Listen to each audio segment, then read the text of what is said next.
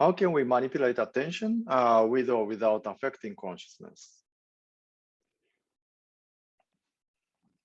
So we can manipulate attention in various ways using either stimulus in a bottom-up manner, using, for example, cueing, or by instructions or rules. Let's say in a top-down manner in a dual task. So without changing the stimulus, you can be selectively attending to one thing or the other. And the latter is easy to manipulate attention independently from consciousness. Other paradigms may be able to manipulate attention, but they may come at the cost of, may not be able to independently manipulate consciousness. There are many ways to psychophysically manipulate attention. And to understand the relationship between the consciousness and attention, however, it's important to keep unrelated concepts unchanged, right? And otherwise, when we are talking about consciousness and attention, it may be in the end we are looking at the dependency on the stimulus and so on. And so here comes this NCC strategy that we talked about a couple of weeks ago, fixing one and then varying the other two. That's the important message. And here, in this case, especially important thing is that keeping the stimulus the same. Otherwise, let's say if you have a condition A and B, and then you want to make a claim that, okay, attention is necessary for consciousness or consciousness is necessary for attention. And then if the stimulus is already different, we know that both psychologically and also neuronally and also phenomenologically, things are different in many cases. There are cases where we keep the same stimulus same or different, and other stuff like neural activity or perception or conscious experience is different or the same, right? So if you are doing this NCC type strategy and fixing one and varying the other two kind of stuff, then using different stimulus can be okay, but in general, attention is really easy to be modified with the stimulus. So I would say that it's it's important to keep the stimulus the same. And then the second thing is that removing eye movement confounds. That's important. Otherwise, what you're talking about could be the difference between the foveal versus peripheral vision.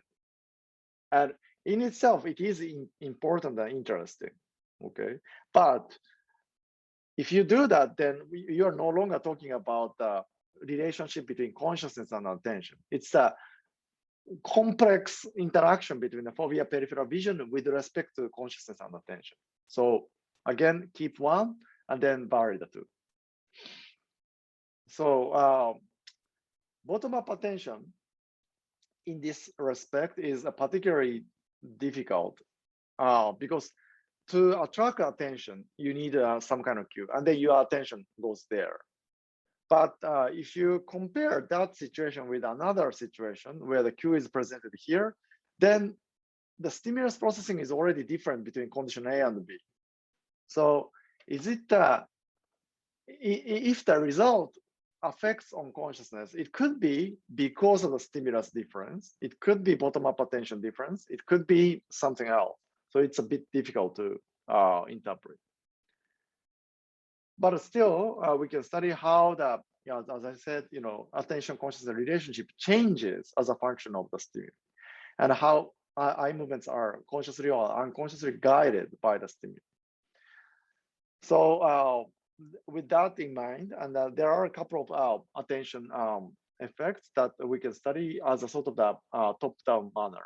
So here we go, 3 different types of the demos. Okay, so here's the change blindness demonstration. You are about to see 2 images switching back and forth in rapid succession. And if you can spot the difference between them, that's the success of the change detection, and keep the fixation the same. So if you look at center here, you probably won't be able to see any difference. And then you can now move your eyes. pay attention to the trousers worn by the man on the far left. As before, you keep your gaze at the center. That way, attention is moving to the left, but the fixation is the same. Okay, so here you probably see the difference between blue and the brown. Okay, and that is basically fixing the same, attention, but the covert attention is a different.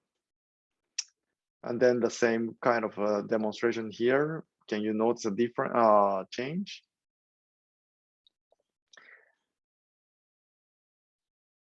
Okay.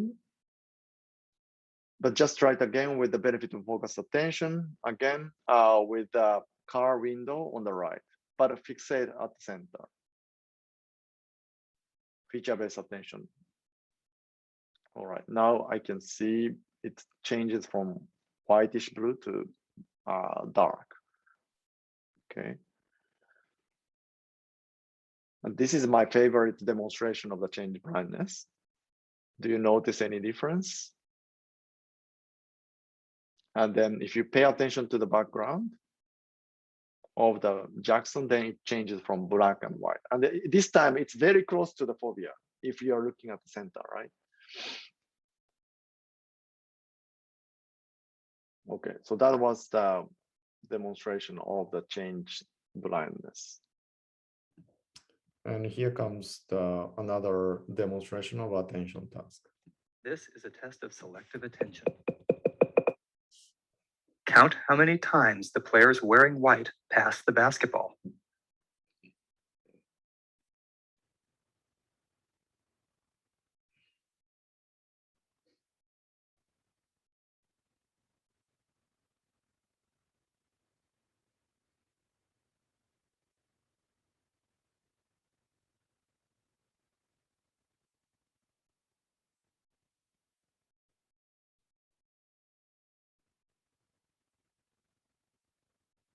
How many passes did you count?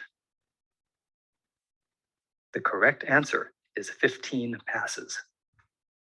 But did you see the gorilla?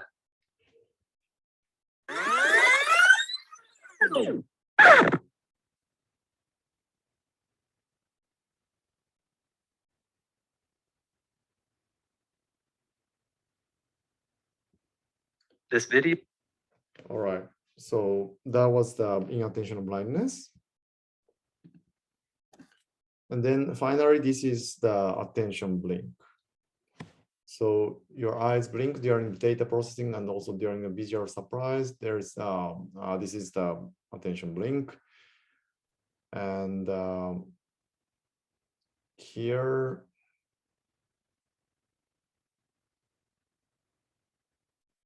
stream of letters will appear on the screen. And like the case of the backward masking, if it doesn't work on this video, then I'll encourage you to go to the demonstration on the YouTube video directory. And if your browser and your computer is fast enough, you should be able to get this effect.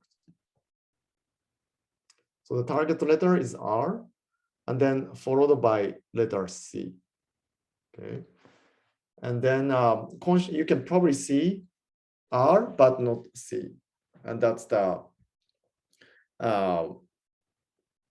phenomenon of attention blink. Each of them are presented for roughly 100 milliseconds, which is usually easy to see in isolation. Okay, pay attention to R. All right, there. But I didn't see C at that time. Okay. But if I play it again, while you are focusing on C, then what happens? Okay, play it again. Pay attention to C now. There. Okay, so the key here is that R is followed by C, and it's possible to check this with the playing back at the lower speed here. Here again. So Z, P, J, E, M, S, B, S, W, P, E, R, X, C. So that was the trick.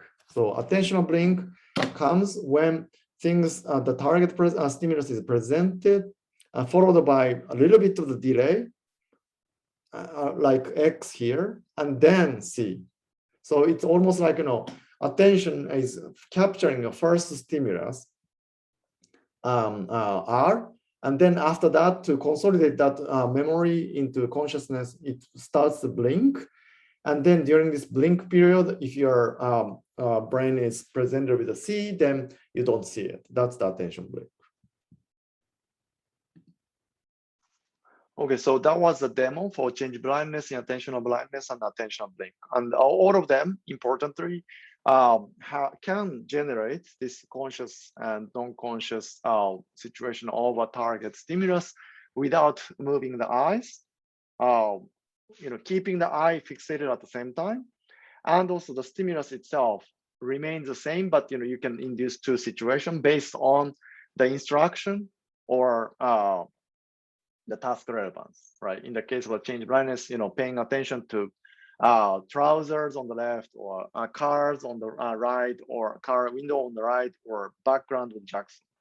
And in attention blindness wise, looking at the center, but paying attention to something black, or expecting that the gorilla will come, will already have some effect.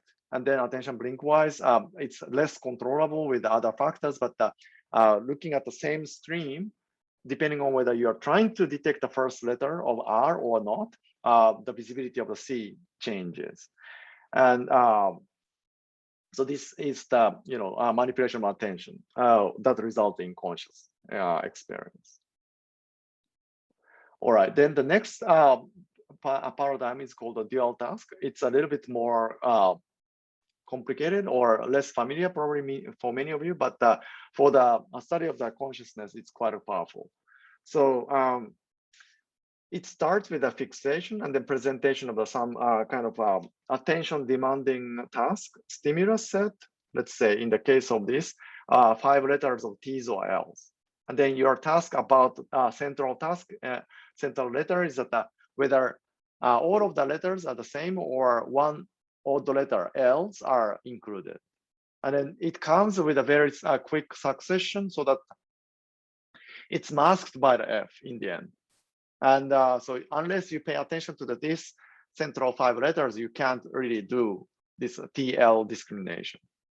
And then at the same, same time or slightly different duration, you are shown another kind of task at the periphery.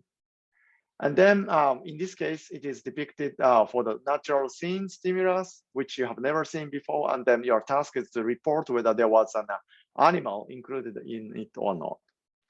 So that's the question.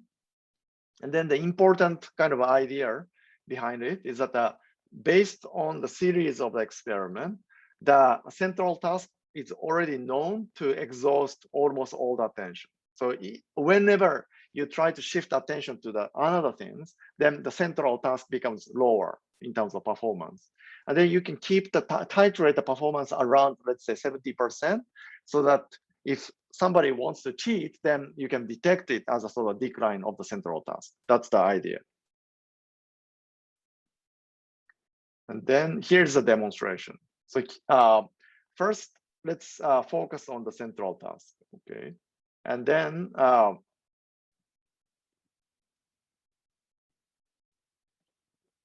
okay, so here's the central task. Let's first focus on central task here. Okay, and then just pay attention to the center and then report whether the 5 letters are the same or not. The same L's, 1 L and 4 T's, and 1 T and 4 L's, and so on. So this is known to demand a lot of attention.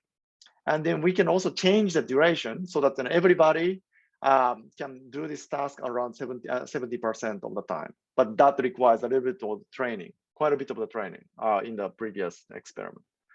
And then at the same time, now don't move your eyes, but pay attention to the periphery. And then you can make a judgment whether that natural scene contained any animals or not. that was yes, animal, yes, animal. It's a insect, and then there was no animal, there was no animal, and so on.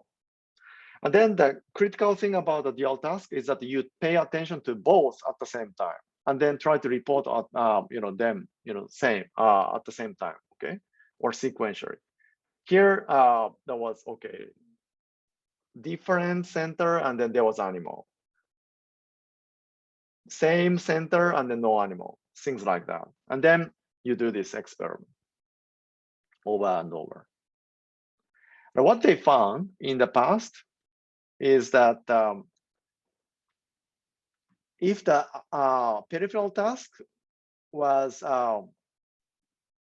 the picture that the subject has never seen before, and the question was whether the picture contained animal or not, then their performance of the central task and also peripheral task remains the same at the when they did it both at the same time. So what it means is that so x-axis is a normalized central performance. Usually 100 corresponds to 70% accuracy, and that's why you see things in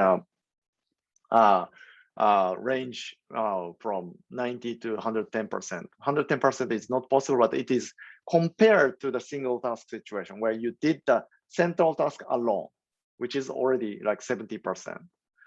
And then that is compared with this normalized peripheral performance, which is again, 100 corresponds to 70% accuracy or something like that.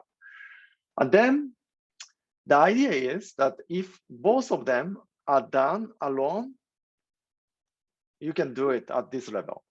But if those two tasks do not interfere, then the performance should be around here.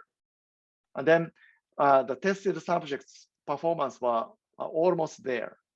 And that means that this detection of animals do not consume a lot of attention. And if it does, it should be located around here. So you have to choose either to do the central task only or the peripheral task only. So this is called a trade-off of the attention between them. And if your task performance locates here, that means that you need to choose one or the other.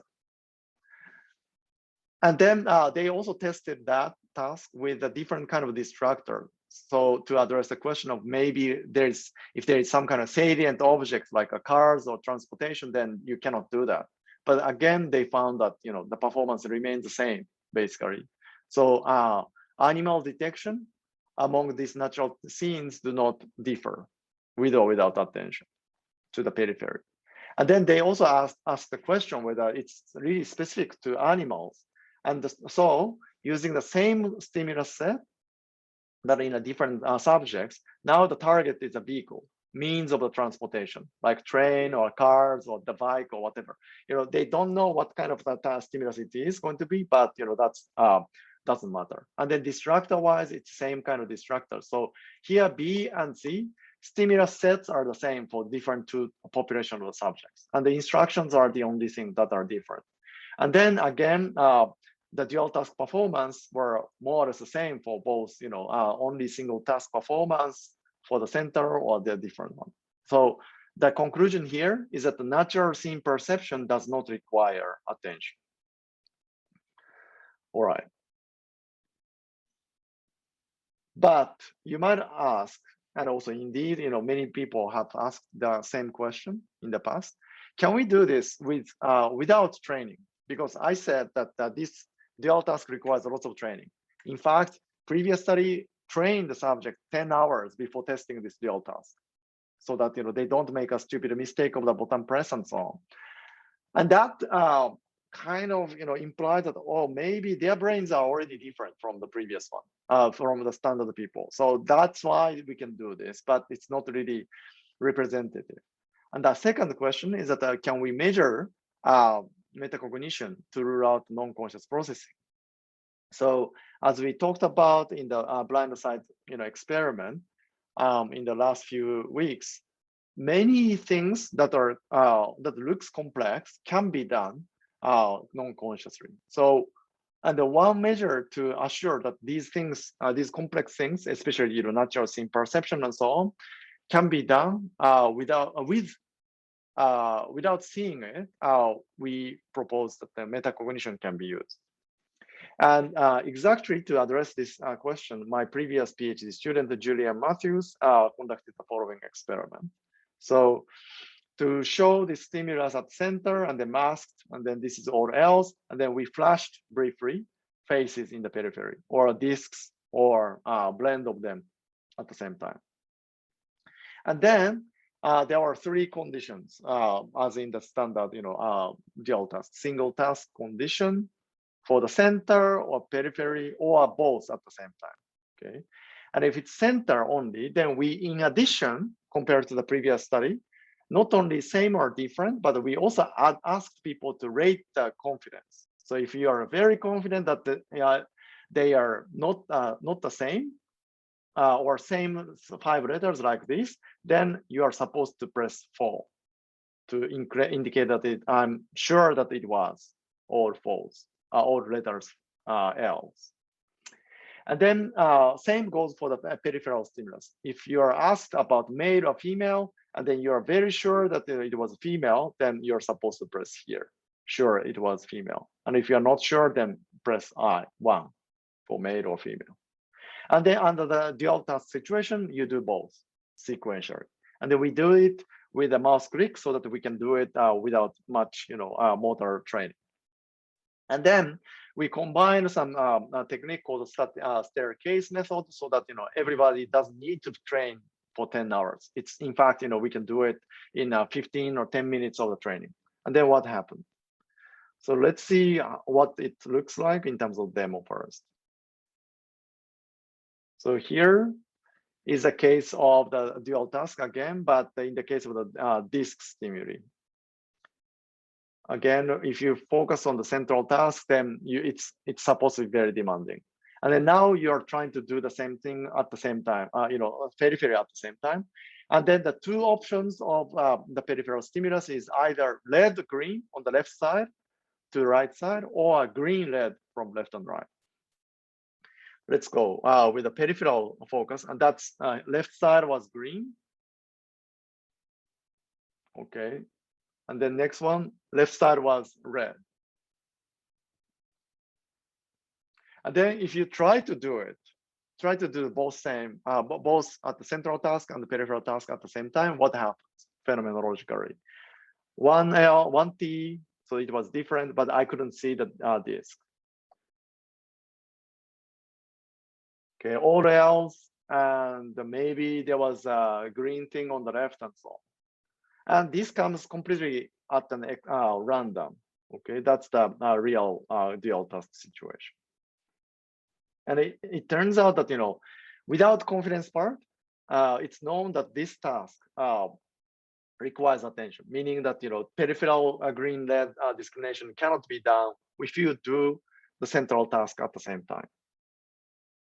All right, next. The same thing goes for the face gender discrimination. And if you're trying to do the central task at the same time, now it's all else and the female. I was sure for both. And then one else, and then it was probably male. All L, and then definitely female. Something like this. And that's my perception, but it's also representative of the other subjects. So first thing is that the face, it's like a natural scene stimuli, has been already shown before that we can do it after training, that discrimination is the same under the dual task. So we replicated that first. Here, you see that the central performance is something like this, and then face performance was basically the same at the same time as when you do both at the central task and the peripheral task at the same time. But as I said, in this, the disk situation, there is a complete trade-off. So you have to choose either doing a central task only or the disk task only. And if you do try the same at the same time, try the both at the same time, then performance locates in between. So this is replicating the previous study. Now, what's new with this Julian's task is that we can ask the question of the confidence at each trial, and then what happens? So in the case of the face, then subjects reported more confidence for both central task and also face task. This stronger red is the correct trials confidence, and the pink is the weak confidence in the incorrect trials.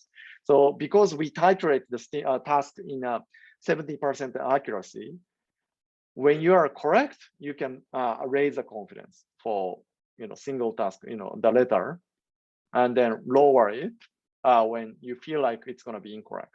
Same goes for the face.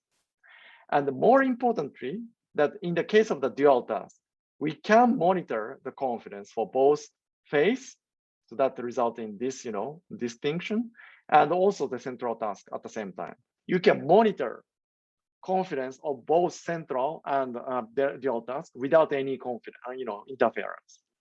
Okay, that corresponds to our phenomenology. On the other hand, in the case of the disks, at the single task level, we can monitor again, the task difficulty and also performance. That strong blue is correct trials, and same goes for the disk. Because it's a 70% accuracy, we can raise the confidence when you're correct and then lower it when you're not confident. But notice here that confidence rating completely collapses along this dimension of this disk task, because we ask the people to prioritize the central task in all the situation. They first have a confidence about the central letter task. So that explains this metacognition. But about the disk, you become completely unclear. So that result in this collapse of this distinction between the correct and the incorrect trials about the disk situation here. And the performance itself also becomes close to chance because of the trade-off. Okay. It's a bit complicated experiment, but it addressed the question of whether this dual task performance comes with the metacognition and the conscious visibility. So it is an important result. Okay, but you might say that if you're skeptical, that maybe that there is a stimulus confound in this situation, because the face may attract attention more strongly than the disk. So it's a valid question about dual task concern about the bottom-up attention confound, right? So what we can do, you might think that, oh, maybe this is impossible to address. It's a conceptual philosophical question, but don't give it up. What we did in the end is that, okay, it could be very difficult, but we will try. That's this blending experiment. We blended color disk on top of the face, so that it's both of them are very difficult to see. But we titrated the duration and also strength of the transparency, so that everybody can perform this task at 70% accuracy, and a face task at the 70% accuracy. Everybody, and central task is also 70% accuracy. At this situation, then we ask, can you pay attention to face and also the central task? Or can you pay attention to the disk and the central task? And then it turned out that when you try to do this experiment, paying attention to the central task and the face aspect of this object is totally possible. Again, replicating the experiment 1 and the previous study, but for the disks, we can. But if the face automatically attracts attention, then it doesn't matter, right? Face attracts attention, special attention to this object, but unless you're paying attention to this red color, red green thing, you just can't see it. Phenomenologically, under the dual task, it feels like you can see the face, but its color aspect becomes unclear. So that's the conclusion of this experiment. If you're interested, please check out the actual experiment paper. So in summary, There are many ways to manipulate attention, but it's ideal to keep stimuli and the consciousness and or behavior to study the fix one and then vary others to study the relationship between attention and consciousness. And then promising manipulation of top-down attention includes covert shift of attention through interactions and also expectations. And that's the attentional blindness, change blindness, and also attentional blink and dual task. And the dual task in particular reveal that some stimuli, namely natural scene, faces, and so on, but not others, such as letters and also discs can be experienced consciously without attentional amplification. And we kind of proved that attention without consciousness part with the metacognition as well. Now, we are quite good at the demonstration and the phenomenology of attention tasks. So now next question is that what's the known thing about the neural mechanism attention selection, amplification, and suppression. And that's what we're gonna take a look next.